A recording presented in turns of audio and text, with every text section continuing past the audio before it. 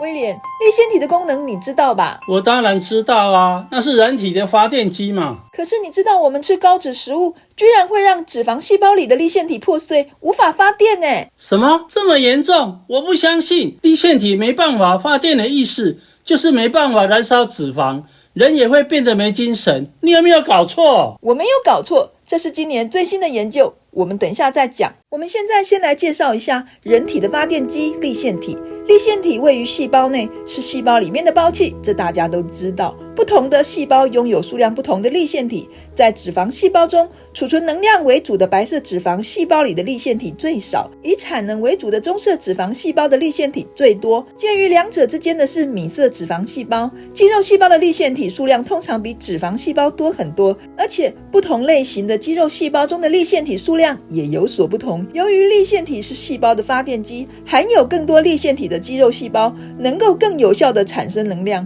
所以就更能够提高身体的新陈代谢哦。粒线体怎么发电？我知道，粒线体是细胞中唯一能够进行氧化磷酸化的地方，而氧化磷酸化就是能够为细胞活动提供能量载体 ATP 的大循环。这个能量载体 ATP 就是人体活动的电力，人体需要的 ATP90%都来自粒线体这个大循环。我们吃进去的食物，不管是糖类，在细胞质经由糖酵解产生丙酮酸，脱氢后变成乙烯辅酶 A 及追化以后变成草烯乙酸，还是脂肪在粒线体经由贝塔氧化提供乙烯辅酶 A， 都要进入这个包含柠檬酸循环的整个氧化磷酸化的产能大循环中。而这个氧化磷酸化的产能大循环就在粒线体的基质中进行。对呀，比较特别的是，粒线体还保有自己的遗传基因哦。这个跟细胞核里的基因组是分别的两份，这些遗传基因主要是粒线体功能的指导书，比如指导氧化磷酸化这个大循环过程中所涉及的一些蛋白质如何制造等等。这些基因的存在使粒线体能够自主合成所需要的蛋白质，对于粒线体能够自行高效产能是非常重要的哦。而粒线体除了产能以外，还有其他很重要的功能，像是调控细胞的分化、凋亡、讯号传导等等。以后有需要我们会再做更深入的讨论。这里我们要强调的是，粒线体因为必须为细胞活动提供能量，所以必须不断的自我更新，才能维护它的正常功能。粒线体自我更新的方法有3种，分别是制式、融合跟分裂。这些更新动作主要是由细胞核基因编码的蛋白质负责更新的执行跟调控，而粒线体基因编码的蛋白质也会参与部分的调控。当粒线体受损或功能缺失无法修复的时候，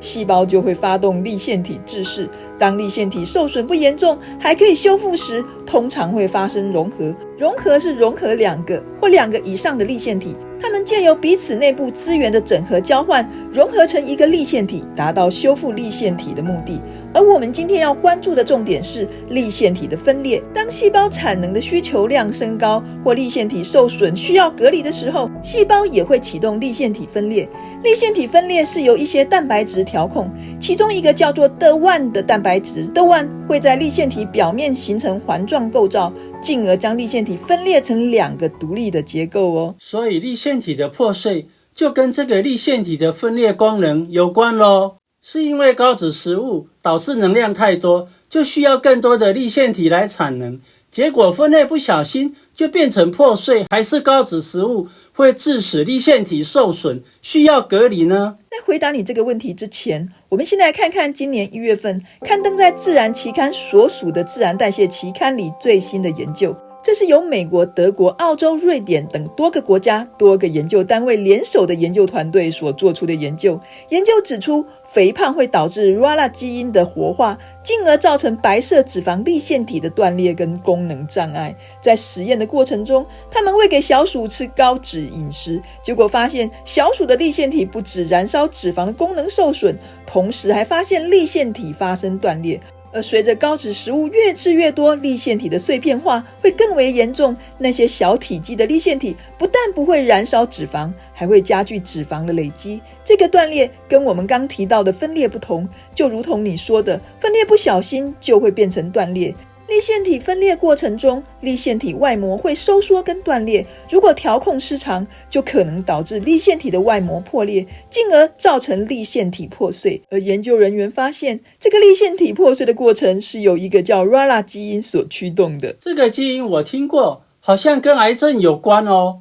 没错，那是因为 RARA 基因表达制造的 RARA 蛋白参与着细胞的增殖分化，也参与着细胞的凋亡，同时也跟细胞的迁移有关，所以也就跟癌细胞有着密不可分的关系了。同时 RARA 基因也跟胰岛素的信号传导有关，有研究指出 RARA 基因过度表达会造成胰岛素阻抗哦。更重要的是 RARA 蛋白也是营养感应系统不可或缺的组成部分。营养感应系统是细胞用来感知外部营养状态，并调节代谢跟生长的一个重要机制。RARA 蛋白通常与细胞膜上的营养感应蛋白相关联，如胰岛素受体等。当外部营养供应充足的时候， RARA 的活性就可能会增加，进而调控下游的代谢途径跟生长讯号，以确保细胞可以有效地利用营养资源。因此 RARA 在营养感应和代谢调控中扮演着很重要的角色呢。既然 RARA 参与的是营养感应系统，